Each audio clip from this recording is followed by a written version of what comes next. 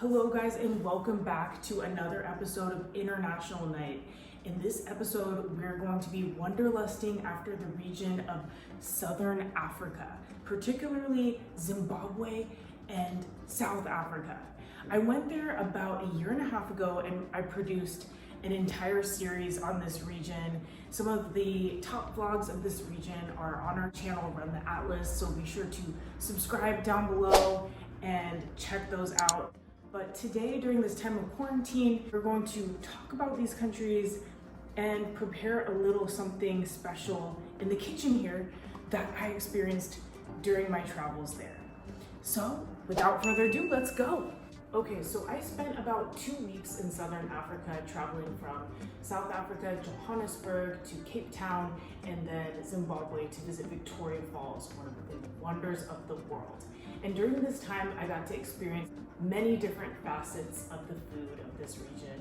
Some of the most popular things that you will see in Southern Africa are the braai, which is a barbecue over an open flame, which I will not be doing in this kitchen. I also saw biltong, which is basically like a beef jerky only with game meats. Again, not readily available in the United States.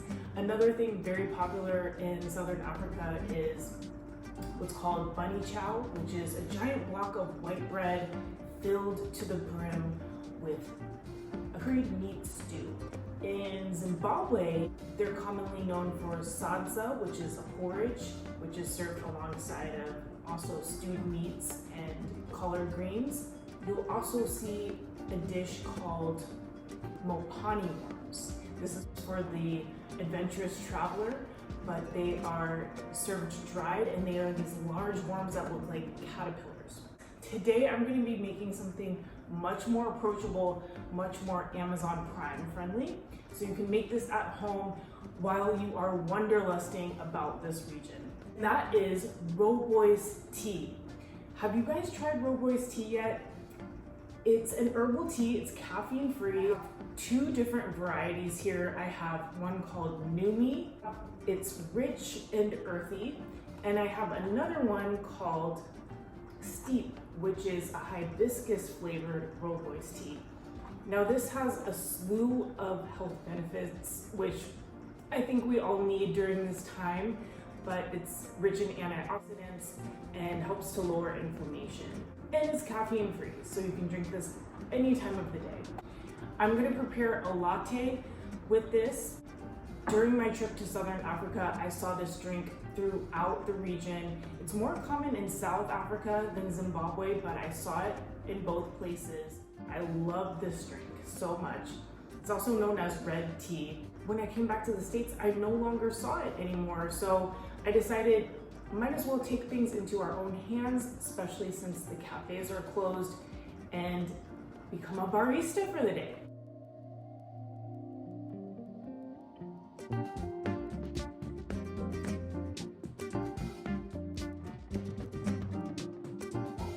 Okay, so I have a tea concentrate going here with the Numi blend of rooibos tea, and now I'm going to froth some milk. And I have milked oats here. This is a special barista blend that is perfect for frothing. It steams and pours beautifully. And it's also made with only 5 ingredients and no added gums or emulsifiers.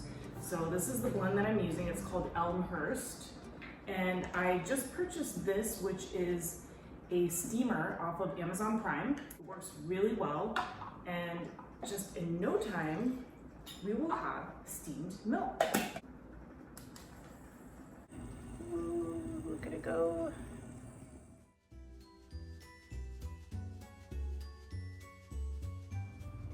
All right, so just like that, it has made a delicious froth. Let's pour it in.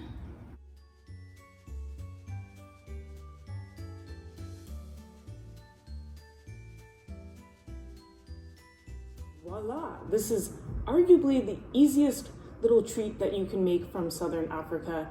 Cheers, everybody. It is so earthy, delicious. It kind of tastes a little bit like an yerba mate, if you guys are familiar with that. It's very mellow and it's perfect to go along with a good book. The first book that I want to recommend to you is this one called Into Africa by Martin Druggard. And this is the story of explorer David Livingstone. You will see David Livingstone's statue when you visit Victoria Falls in Zimbabwe. And it's great to know a little bit about the history of how this waterfall came to be known to the mass public.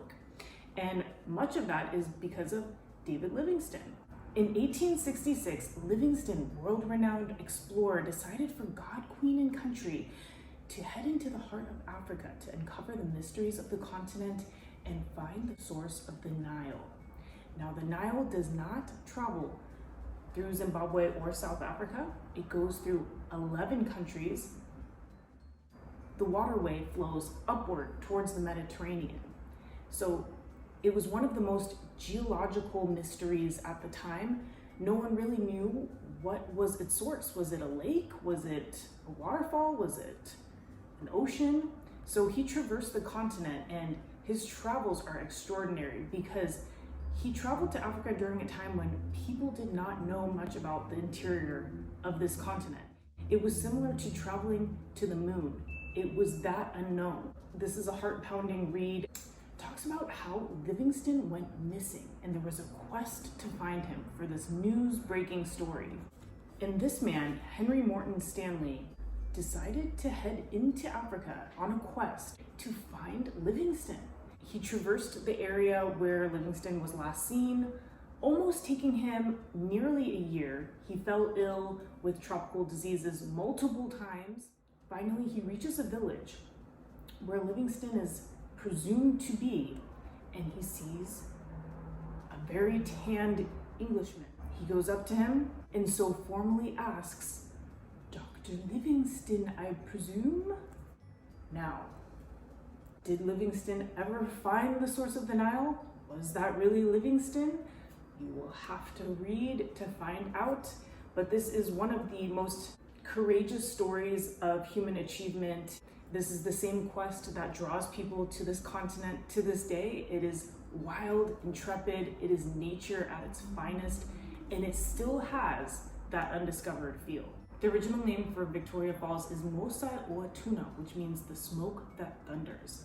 And when you reach this waterfall, one of the wonders of the world, you're crossing this barren savanna, and then all of a sudden it becomes more lush, and you hear this rapid white noise of water. And then you can see the water like traveling this way because of the wind. Nothing in sight to suggest that there is a waterfall, except it's getting more and more lush. And finally, you see this giant smoke rising from the earth, this primordial opening of the earth with these cliffs and this water, the largest curtain of water in the world, just massive. Sometimes you'll see rainbows in the middle of the waterfall. Livingstone beautifully described it. No one can imagine the beauty of the view from anything witnessed in England. It had never been seen before by European eyes, but seen so lovely must have been gazed upon by angels in their flight. I can't think of a better way to describe Victoria Falls. If you are headed to South Africa, you must include this on your trip. A lot of people ask me about the safety, and to be honest with you, biggest safety issue, there are many. You are in Africa. This is a place of extreme wilderness. There are wild animals seemingly at every moment. And we went to the historic colonial Victoria Falls Hotel, one of the most beautiful hotels. It takes you back into time. It's like a time capsule. We walk out onto the courtyard, and there's these magnificent mango trees, just mangoes dripping from the tops of the branches. And all of a sudden we hear a monkey ooh, ooh, ah, ah, ah, ah, climbing and grasping for mangoes. We think that he might land upon us or attack us. It's truly one of the scariest moments of the trip. But he ends up dropping mangoes, just abundant mangoes on the floor. And I grab one, and I cannot wait. It is intact, and I cannot wait to try it. I wash it off, of course, and I take it into a nearby cafe where I order a roobois tea. The server asks us, would we like a plate for the mango? And I say, yes, sure. I open it up and it is the juiciest mango I've ever tried. Oh my god, it's so juicy. Straight from the monkey, from the heavens above. And on that note, I have some dried mango here. Let's try some.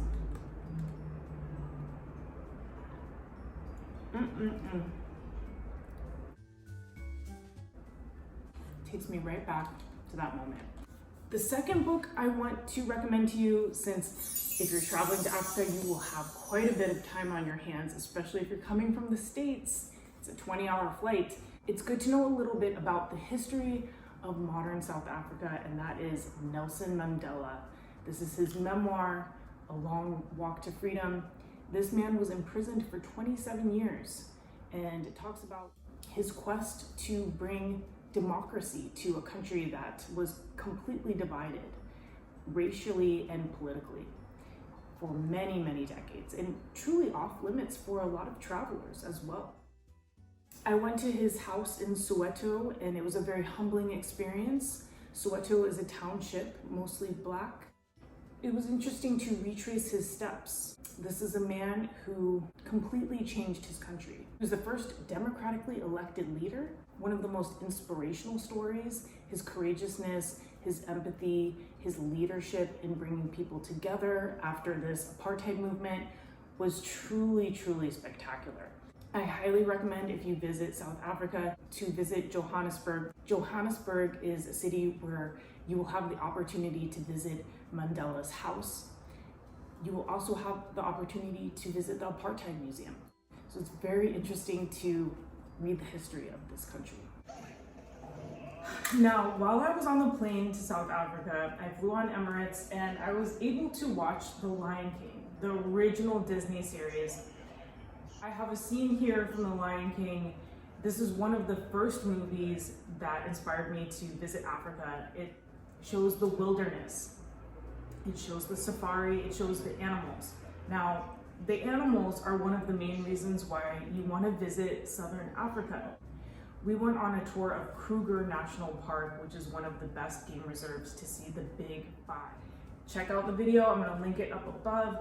But we toured with Indus Travels, which is a tour company that set up the entire trip for us. They connected us with local guides, they organized the game drive, and they also organized the flights and the accommodations, which was really great because all we had to do was show up. So it's great to visit a region of the world like this that is so different from the US, where you can just focus on enjoying your trip. With that being said, cheers everybody. I hope you get to enjoy this roobois tea, enjoy the movies and these novels from this region. Once quarantine is over, I hope that you get a chance to visit very soon. Let us know what country or region of the world you'd like us to cover next on International Night. Vote down below. Love to hear your suggestions. And if you've been to South Africa or Zimbabwe, let us know your recommendations. Be sure to like and subscribe for more travel-related videos every Travel Tuesday. Cheers!